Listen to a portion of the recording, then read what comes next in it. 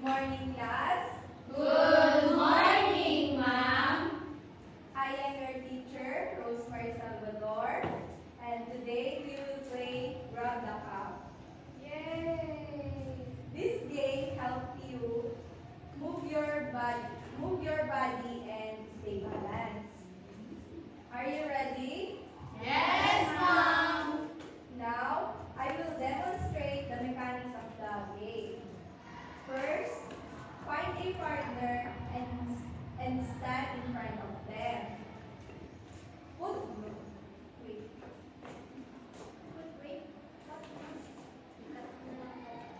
Put the cup put the cup on the ground between you and your partner.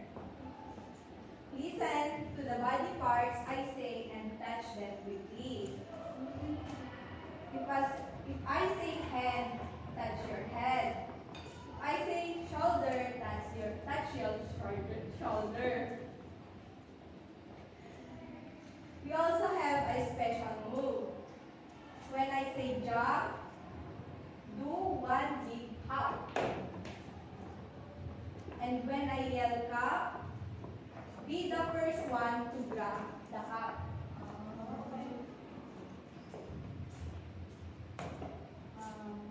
Do you get it, guys?